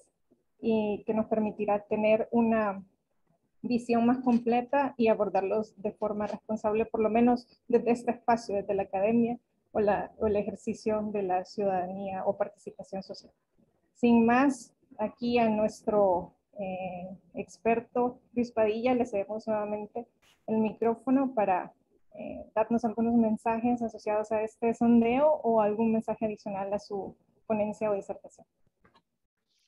Sí, gracias, Irene. Efectivamente, así como coincido con muchísimas cosas de lo que plantean los colegas, algo que, por ejemplo, se me escapó en mi presentación fue también cómo se repiensa lo fiscal en la sociedad y cómo, al final de cuentas, esto tiene que servir para replantear una ruta al desarrollo que realmente articule los ingresos de un país con las necesidades sociales, ¿verdad? En este sentido, uno de los comentarios que hacía uno de los expositores que decía que lo social antecede a lo político, pues efectivamente esa parte hay que tomarla en cuenta, y sobre todo al final la representación de los intereses de manera inclusiva de toda la sociedad tiene que ser cada vez más una constante en nuestras instituciones políticas. Y por otro lado, solo añadir algo que creo que no que tal vez en todo caso de mi lado no se abordó lo suficiente, y es el tema de los recursos naturales y la atención a recursos naturales de parte de todos los países centroamericanos, por lo menos de manera coordinada, y en especial algunos temas estratégicos para el futuro, como lo pueden ser, por ejemplo, la gestión del recurso hídrico, ¿verdad? Que cada vez más se contempla como uno de los grandes desafíos para todo el mundo, y en particular para aquellos estados con mayor vulnerabilidad ante los fenómenos del cambio climático, es decir, la gestión del agua, sobre todo en algunos países en donde existe sobreabundancia, donde existe abundancia, pero mucha debilidad institucional precisamente para su gestión y la provisión de bienes públicos nacionales en esta materia. Y yo ahí lo cerraría esperando que en algún momento tengamos otro foro de estos para abordar todos estos temas y más a detalle. Creo que fue Adriana quien lo mencionó de esta manera, un cóctel de problemáticas muy complejo a nivel social, político y económico en la región. Muchísimas gracias. Con esto finalizamos esta fase de interacción y damos paso a la fase tal vez más clásica de interacción con nuestra audiencia, y es la fase de preguntas y respuestas, valga la redundancia. En este espacio plantearemos una pregunta a cada uno de los ponentes que han sido planteadas por la audiencia, y posteriormente iría una pregunta dirigida a cada uno y finalizaríamos con una pregunta que los tres nos gustaría que la contestaran. En este sentido, empezamos con la pregunta dirigida a don José Deras. Marlene Salazar, bienvenida a este espacio. Ella comenta, el Tratado General de Integración Económica Centroamericana es uno de los primeros acuerdos regionales del mundo. Pensar en una actualización es algo natural, pero no parece ser parte aún de estas discusiones más abiertas. Los acuerdos modernos regionales tienen muchos temas adicionales, como el caso de la Alianza del Pacífico, que incluye temas financieros, migratorios, pymes y hasta becas. La pregunta sería, ¿cuál podría ser la ruta para promover un espacio de discusión para la actualización? ¿Y cuáles podrían ser algunos temas que esta modernización del tratado debería contener? Así que esta es la consulta para don José Deras. Si gusta, le cedemos el espacio nuevamente, doctor Deras. Muchas gracias, muchas gracias. El sistema de integración centroamericano es uno de los primeros sistemas que se iniciaron en el mundo. De hecho, el BCI es el banco subregional de desarrollo más antiguo del mundo, el BCI. Como parte de esos esfuerzos, hay distintos diagnósticos de análisis institucional que se han realizado, y CAP ha realizado algunos. He visto otras publicaciones de bancos multilaterales como el BID, por ejemplo. Nosotros mismos hemos hecho evaluaciones de integración en la Oficina de Evaluación Independiente del BCI. Y sin duda, del 60 al momento, pasando por el protocolo de Tegucigalpa, protocolo de Guatemala en los 90s, el sistema de integración ha cambiado mucho y ha evolucionado mucho. Sin embargo, la pregunta es muy importante de contextualizar, y si nos vamos a la teoría económica, por ejemplo, en donde los procesos de integración económica normalmente han incluido elementos tales como procesos de integración sectorial, procesos de unión aduanera, el famoso Custom Union, en donde el primer aspecto de la integración es el comercio de bienes y servicios. Después de una Custom Union, unión aduanera, normalmente se ve un mercado común, digamos, un mercado común. Además de la libre movilidad de bienes y servicios, también se incluye la libre movilidad de capital, la libre movilidad de recurso humano. Posteriormente de un mercado común, podemos empezar a ver unidades monetarias comunes, digamos, como Unión Europea, que además se puso ya una sola moneda, como el euro. Ese es un aspecto económico muy importante. Por ejemplo, uno de los investigadores econometristas, el AGRA, en ese tema, dice que cuando una región supera 1/3 de su comercio total entre países miembros, la fricción de cambio de monedas introduce unos costos de transacción tales que afecta el comercio. Entonces, que a partir de ese punto, una región debe empezar a pensar en moneda única. Bueno, nosotros, palabras más, palabras menos, superamos los 10.000 millones de dólares de comercio entre nosotros, andamos alrededor de 1/3 del comercio total de Centroamérica es entre nosotros, y ahí de repente debería haber una agenda exploratoria entre los bancos centrales, el Consejo Monetario Centroamericano, en la búsqueda de una moneda común única, porque estamos ya en ese estadio comercial que podría permitir reducir los costos de transacción. Y yo creo que todos los que hemos viajado en Centroamérica hemos visto este cambio de monedas, etcétera, ya es una distorsión. Entonces, si vemos, y por último, un estadio de unión política, o sea, digamos, Unión Europea ya con un parlamento centroamericano que legisla de manera vinculante en muchos campos. Entonces, si vemos esos elementos, integración sectorial, unión aduanera, mercado común, libre movilidad de productos y servicios, de capital, de mano de obra, moneda única, me parece que existen condiciones a la altura del bicentenario para hacer un proceso de relanzamiento del sistema de integración. Sería algo muy importante donde pasemos a un estadio de mayor articulación, digamos, de la política pública entre los países, donde el rol de los diferentes órganos de integración profundice. Esto, sin duda, depende de cada país. O sea, depende de cada país a qué nivel quiere apostarle, porque en la región también ha habido algunas diferencias de criterio entre países.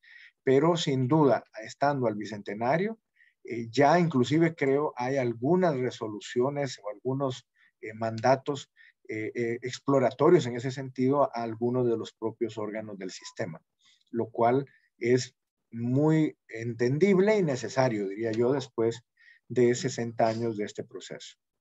Gracias, Irene y colegas. Muchísimas gracias, doctor José Heras. Pasamos para la siguiente pregunta dirigida en este caso a nuestra experta Adriana Velázquez. Julio César Daca. Bueno, reiterar que Julio ha planteado varias preguntas que perfectamente nosotros nos comprometemos, Julio, a trasladar a nuestros expertos, porque cada uno de ellas creo que nos llevaría a generar otro espacio de discusión como este para su abordaje y por lo menos tener un acercamiento a la respuesta que se nos plantea, pero le agradecemos infinitamente su participación, que es sumamente valiosa. Para Adriana, Julio César Vaca nos consulta, ¿es posible hacer o incrementar inversión pública en temas o en medidas que promuevan la inclusión y mejoras en el sistema de salud para nuestros pueblos sin privatizar estos servicios? Le dejamos para su valoración. Adelante, Adriana. Bueno, en primer lugar me gustaría aclarar una cuestión, y es que en estos temas como tal siempre hay que tener muy en cuenta la epistemología con la cual se abordan los temas de desarrollo como tal. De manera personal, yo sí me inclino bastante por la obligación del Estado de Derecho de garantizar digamos, el cumplimiento de las diferentes garantías económicas, sociales y culturales. En este sentido, yo como tal y como mi conocimiento experto diría, no es necesario privatizar, pero se necesitan niveles de tributación diferentes. Y es que acá, digamos, hay una cuestión bien, como le puedo decir coloquialmente, que hablamos en diferentes foros internacionales de desarrollo. En América Latina se quieren servicios, por ejemplo, de salud o de educación de Noruega, pero con tasas de tributación latinoamericanas. ¿A qué me refiero en esto? Digamos, las rentas que se obtienen y cómo se tributa en términos proporcionales son muy diferentes. Entonces, en algunos países, por ejemplo, nórdicos, estamos hablando de impuestos sobre la renta cercanos al 50%, sino que pueden ser más en algunos casos y temas diferentes. Entonces, acá por eso es que yo mencionaba en exposición que estamos trabajar sistemas también culturales de cohesión social diferentes, porque se trata de dar de lo que individualmente cada quien gana para que todos tengamos algo mejor, que al final y al cabo, al estar bien todos tenemos también, digamos, sistemas diferentes, digamos, de réditos sociales, porque también una población enferma donde unos están bien y otros están muriendo en términos ni para el mercado, eso es bueno porque tus consumidores se te mueren de un día para otro. Entonces, es una cuestión frívolamente dicha, pero es como, digamos, son los hechos, básicamente. Entonces, ahora, claro, acordémonos también que con el pensamiento neoliberal y la introducción del pensamiento de la gestión pública, donde se vio al Estado como una empresa y a los ciudadanos como consumidores, hay también, digamos, una idea de que los servicios públicos para funcionar tienen que privatizarse o están mejor de la mano privada que la pública. Entonces, pero eso es como les mencioné, hay que tener mucha claridad de cuál es la base epistemológica con la que se están leyendo los problemas y con eso, digamos, se derivan las respuestas. Y al final del cabo, no hay una respuesta única, así como mi conocimiento experto puede decir, el Estado puede encontrar formas diferentes de innovación social para poder cumplir con este derecho de un sistema público. Habrán otros que dirán, bueno, no, aquí lo que conviene es una mayor privatización como tal. Entonces, acá hay también la ruta o la forma de salida es poder, digamos, también tener estructuras de intermediación de intereses que nos permitan conciliar mejor estas formas diferentes de ver los problemas sociales y llegar a consensos sociales donde al final y al cabo las mayorías puedan tener un mejor acceso a sus derechos. Porque si tú me dices, bueno, la privatización puede ser positiva si tuvieras también ingresos de la población lo suficientemente elevados como para recurrir al mercado para garantizar sus servicios. Pero si tienes poblaciones, por ejemplo, en el caso de Guatemala como tal, más del 70% de la población vive bajo ingresos por parámetros internacionales, ¿de qué salud pública, de qué salud privada le estás hablando? Entonces, diferente es que si tuviera, por ejemplo, el 70% viviera con altos ingresos. Es una cuestión, digamos, muy diferente. Entonces, acá también hay que tener un poco de consideración de cuál es la sociedad en la que vivimos, los ingresos que tenemos, la manera en la que tributamos y cómo consideramos intereses que sean, digamos, en función de las mayorías. Muchísimas gracias, Adriana, por su respuesta. Pasamos ahora a la pregunta dirigida a Luis Padilla. Esta está formulada por Hugo Hidalgo Colindres, a quien agradecemos su participación en este evento.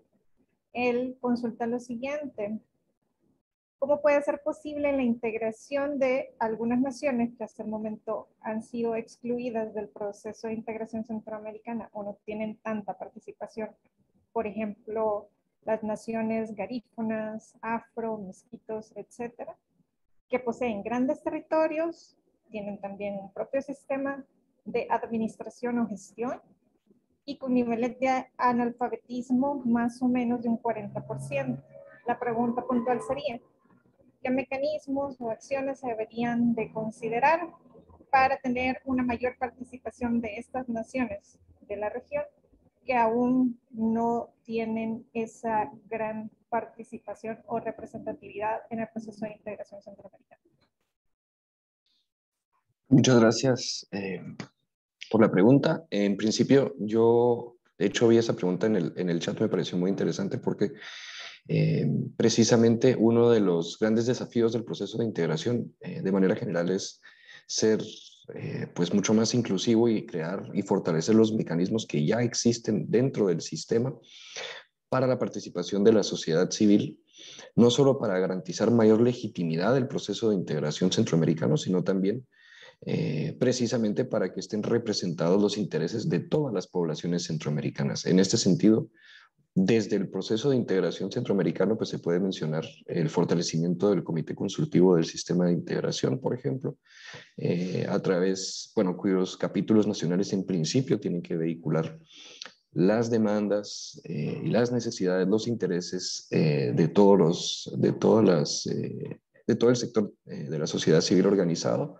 Este puede ser un canal también para la participación de aquellas poblaciones que han sido excluidas, pero a nivel nacional sí considero que es fundamental que los estados también abran espacios de diálogo democrático precisamente para escuchar otras propuestas ahora que estamos en un momento precisamente de reflexión profunda a nivel político, como lo es el Bicentenario, en el cual ya hay varias propuestas en diferentes países, entre las cuales se está planteando desde una mayor participación precisamente de las poblaciones históricamente excluidas hasta propuestas como las de refundación del Estado, que tienen ya o que plantean desde su concepción la idea de reconstruir un modelo democrático sobre la base de las distintas cosmovisiones que pueden existir en un país en el cual existen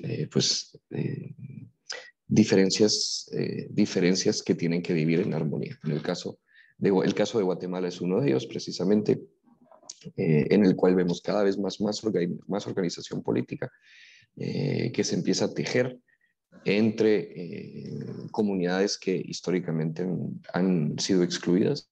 El reto para el Estado precisamente es lograr incorporarlas y lograr establecer un diálogo que permita replantear el contrato social político de los países centroamericanos con miras precisamente a fortalecer la presencia de todos los ciudadanos para luego también poder trasladarlo gracias a los canales de diálogo y de participación del sistema de integración centroamericano para fortalecer también la naturaleza de la integración centroamericana para que sea inclusiva. Eso, ahí lo dejaré. Muchísimas gracias a Luis Padilla por atender a esta consulta planteada por uno de los participantes de este foro. Y vamos con la pregunta que les dejaremos a ustedes para que nos contesten en general, y está a cargo de un amigo de la región, ¿verdad? Vicente González Cano. quien desde la Fundación ETEA les manda una felicitación y un cordial saludo.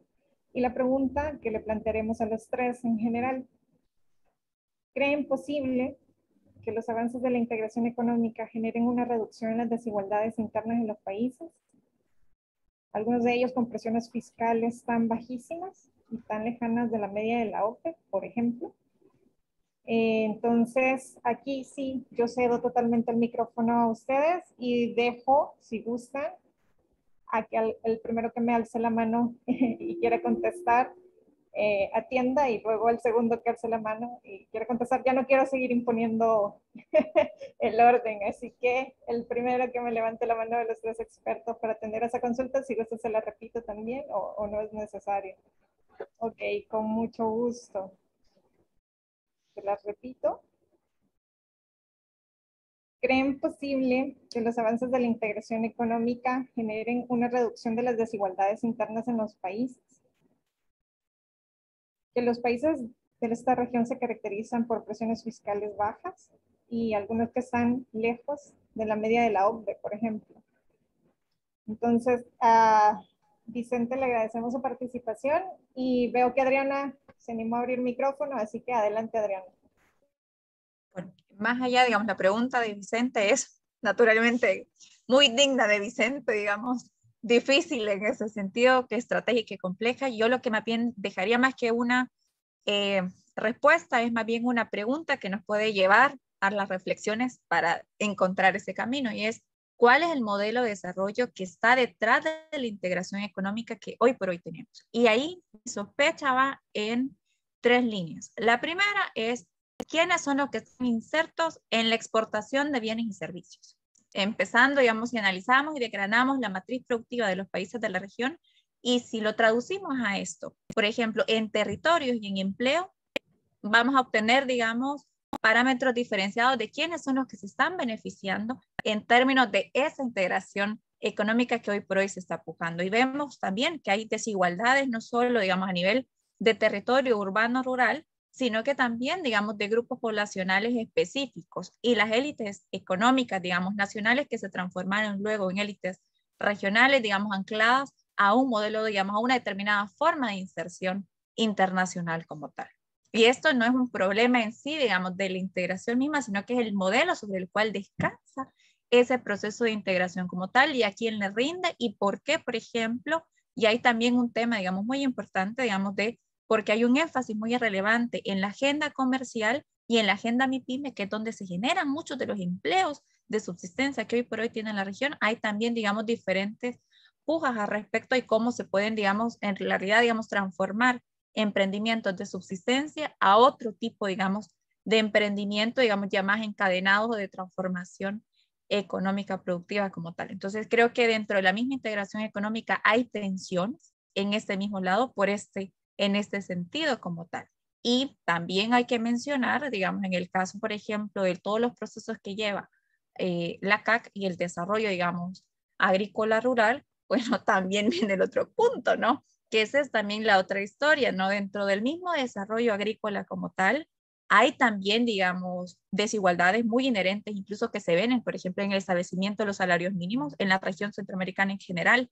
Hay, por ejemplo, una estratificación salarial donde los salarios agrícolas son peores y los mejores están en el sector de servicios. Entonces, hay, digamos, entre los expertos sociales decimos que siempre hay empleos de primera, segunda y tercera categoría en ese sentido. Entonces, y el tema también, bueno, dentro de la agenda de la integración económica, ¿figura en algún momento esas transformaciones salariales? Yo hasta el momento, digamos, no lo he visto en algún sentido, incluso ni tan siquiera puede ser preocupado, porque es un tema que por lo general dentro de los compartimentos estancos de la administración pública están dentro de la agenda de los ministros de trabajo, no exactamente de los de agricultura como tal, donde está este bloque en sí mismo. Entonces, eso nos lleva a la otra cuestión, y es que el andamiaje que tiene hoy por hoy el SICA responde o está diseñado para esa transformación estructural del modelo, o más bien esa visión de compartimentos estancos que hoy por hoy prevalece, pese a todos los esfuerzos de coordinación que se han tenido, no funciona o no funciona. Entonces, aquí creo que encontraremos otras pistas. Y la tercera ya está más bien dada con el otro aspecto, y es hasta dónde la integración regional es prioridad para las mismas finanzas públicas de los países de la región como tal, digamos. En este lado, la integración, digamos, sí que es una de las instituciones que recibe mayores contribuciones de los países en este sentido, pero el resto de secretarías tiene disputas en torno a su sostenibilidad y financiamiento. Entonces, esta debilidad tributaria no solo obviamente obstaculiza la consecución de diferentes políticas nacionales y locales, sino que la manera en la cual los países de la región participan de manera más potente en el arreglo de diferentes mecanismos de gobernanza multinivel donde se integre lo global o lo regional con las diferentes esferas, ¿no? Nacionales y locales. Muchísimas gracias, Adriana, por su participación y atención a la consulta planteada. No sé si quien me levanta la mano de Luis, José, quién se anima a dar su respuesta en este momento. Yo solo tal vez complementaría un poco lo que planteaba Adriana, lo cual suscribo completamente, pero añadiría en realidad que aquí también valdría la pena ponerle atención a esta idea de la redefinición o rediseño del esquema institucional centroamericano, no solo en cuanto a qué es o a qué intereses responde, sino también con relación a si se va a atender un modelo que busque al final dar ese paso cualitativo hacia lo comunitario y la construcción de políticas comunes para los estados centroamericanos, particularmente en materia, por ejemplo, en materia fiscal, para ir tejiendo un modelo común en cuanto a política económica, o si se va a mantener la vocación que aparentemente pareciera existir hasta la fecha de un regionalismo más pragmático que responde precisamente a un esquema intergubernamental que busca la promoción de preferencias nacionales más relacionadas con los intereses de algunos sectores en los países, por lo menos en la parte económica, y no, digamos, hacia lo que mencionaba yo en algún momento en la presentación, que es la construcción de soberanías compartidas y el traslado o delegaciones de soberanía a espacios comunitarios que permitan responder de manera conjunta a los desafíos de toda la región. Muchísimas gracias a Luis Padilla por dar respuesta a esta consulta planteada, y dejamos entonces el espacio a don José Veras. Adelante. Muchas gracias. Y sin duda, Vicente nos pone una pregunta quiz. No está tan fácil. Voy a puntear algunos aspectos para intentar dar respuesta. Por ejemplo, hay un sistema de integración con organismos del sistema de integración, y este aspecto que menciona Luis, o sea, la tentación de dedicarnos únicamente a la integración funcional ante problemas de corto plazo, o sea, narcotráfico. Entonces nos integramos a buscar resolver el problema del narcotráfico. Eso le hace recordar a uno a alrededor de 150 años atrás, cuando de manera funcional nos articulamos contra William Walker. O sea, tenemos que salir de esa trampa, ¿no? O sea, la trampa de la integración funcional, y mirar una integración sistémica, una integración que de manera consistente avanza en la articulación de la política pública, de la sociedad civil, de la cooperación, del sector empresarial. Eso yo voy a puntear aspectos que uno ve que hay algunos indicios por dónde podemos ir. Hicimos un ejercicio de poner una matriz de todos los rubros de producción centroamericanos y tratar de vincular cuáles estaban sostenidos por la base ambiental. O sea, todos los renglones económicos en donde, por ejemplo, exportación agroalimentaria o el propio turismo, en algunos países minería, en otros países madera. El 68% de los renglones del Producto Interno Bruto Regional lo encontramos vinculado a la base ambiental. O sea, hay que poner en marcha una agenda de valor agregado. Alguien por ahí mencionó desarrollo del sector secundario, terciario. Hay que poner una agenda. Y ahí punteo ejemplos como este. SIECA tiene en camino un análisis de caracterización de ciertas cadenas de valor. Digamos, unas cadenas de valor intrarregional, lo cual es clave. Creo que Adriana mencionó la MIPYME. O sea, nuestro principal socio comercial es Estados Unidos, vía CAFTA hay que certificarse y hay que tener financiamiento, hay que tener cartas de crédito, hay que tener liquidez para hacerle frente a un proceso. La MIPYME, lastimosamente, si no se encadena con la gran empresa, no lo hace. No alcanza las certificaciones, excepto, con algunas excepciones. Igual el acuerdo de asociación con Europa, que es otro mercado importante. ¿Pero cuál es nuestro segundo mercado más importante? El intrarregional. Entonces es un avance en integración, poder hablar de esos más de 10,000 millones de dólares donde la MIPYME de granos, de producción de granos, la MIPYME de producción de lácteos, la MIPYME de producción de cajas de cartón, esa MIPYME hay que potenciarla. Entonces, ahí este análisis de cadena de valor donde está intentando caracterizar quiénes son los productores, quiénes son los de logística, quiénes son los mercados finales, los mercados de acopio, y entonces aceitar esas cadenas de valor para que mejoren su eficiencia, su valor agregado, su precio.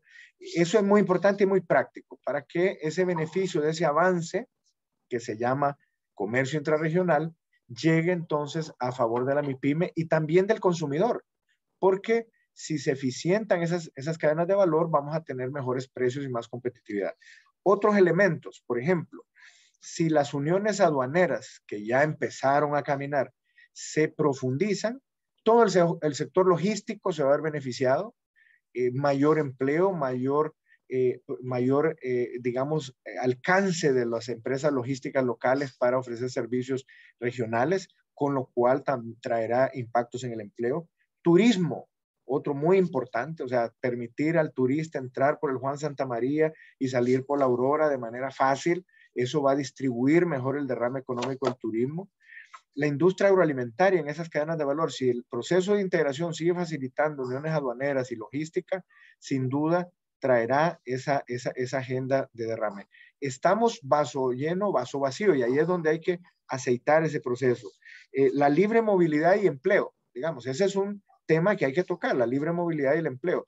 Los niveles de desempleo son heterogéneos entre los países miembros, entonces significa que hay mayores oportunidades de empleo en unos que en otros, la especialización de cierta mano de obra, entonces eso, el proceso de integración también lo puede favorecer. Y hay dos grandes ejes que yo quiero cerrar con eso, es el sistema financiero. Por ejemplo, un sistema financiero regionalizado permite mayor competitividad entre los entes bancarios, lo cual tendería a reducción de tasas de interés, a mayor oferta de crédito y por ende entonces beneficiar a los usuarios del crédito y la inclusión financiera, un indicador que tanto queremos mejorar en la región, podría beneficiarse. Y eso, por ahí están trabajando un sistema de pagos, un sistema de integración del sistema financiero, perdón, el sistema financiero se integre. Y cierro con otro, un segundo pilar fuerte también y de mucho beneficio es el mercado de energía.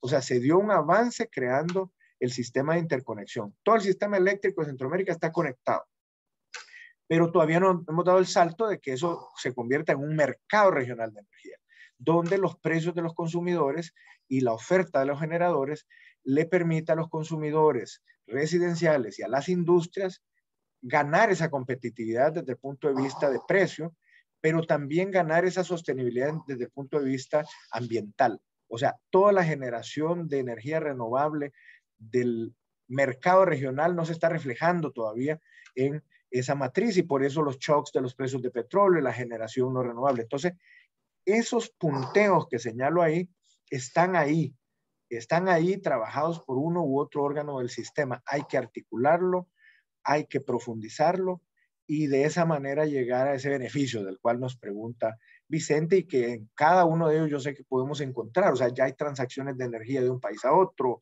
ya hay una unión aduanera parcial en un lado, pero hay que llevarlo un paso más adelante, ¿verdad? Gracias, Irene.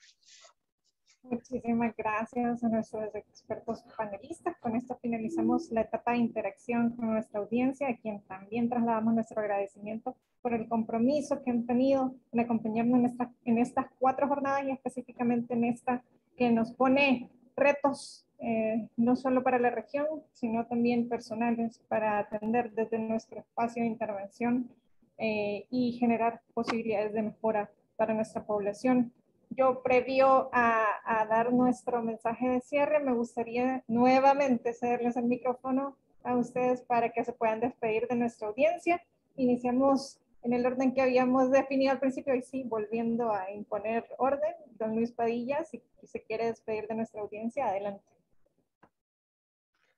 Gracias, Irene. Muchísimas gracias a todos los participantes por, pues obviamente por estar presentes en estos espacios que ahora se han vuelto más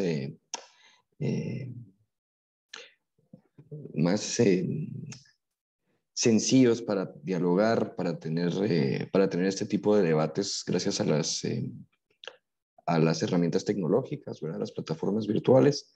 Esto nos ha permitido establecer diálogos de una mejor manera y creo que el tema de la integración precisamente se adapta muy fácilmente a este tipo de espacios en los cuales podemos contar con participantes de todos lados, de todo Centroamérica, ¿verdad? Para escuchar distintas visiones de diferentes colegas centroamericanos respecto a los temas clave de la integración.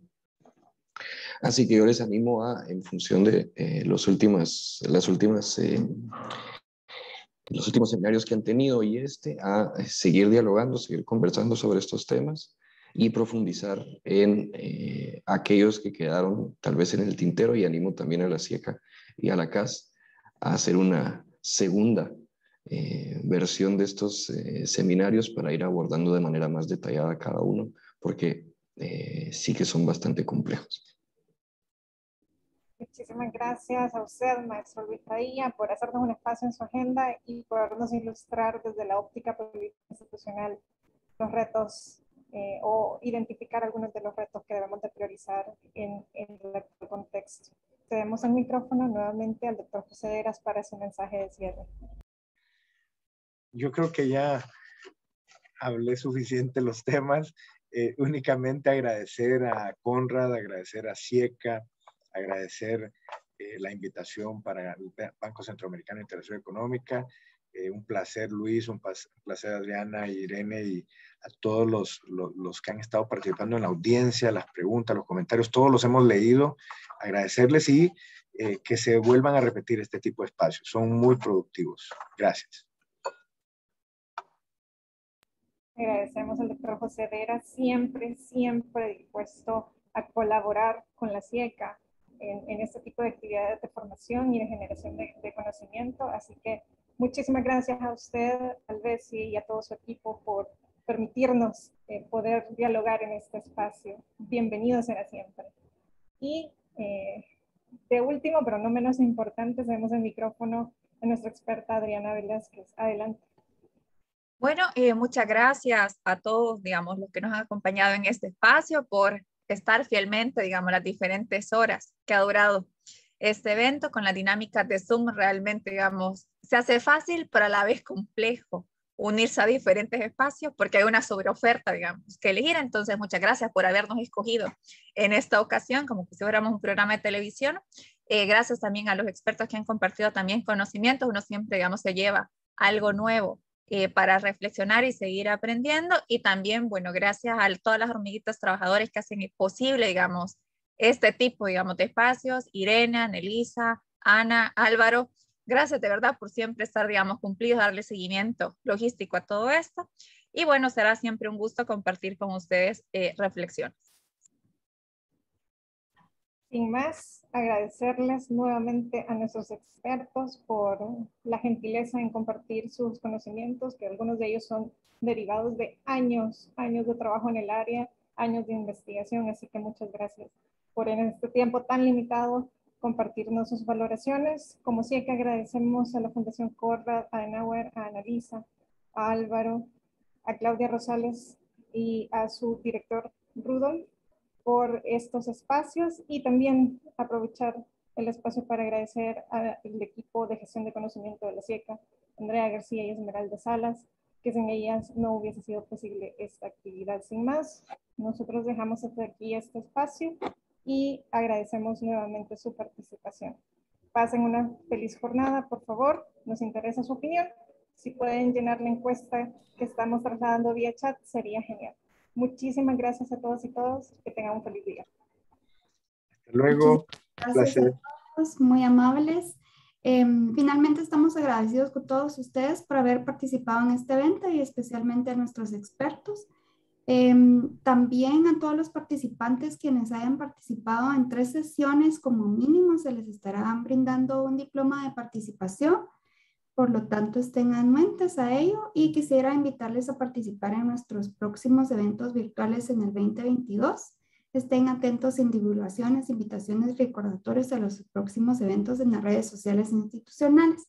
Al finalizar la sesión, por favor, realizar la encuesta de SurveyMonkey. Muchísimas gracias a todos y que tengan buen día. Nos vemos pronto.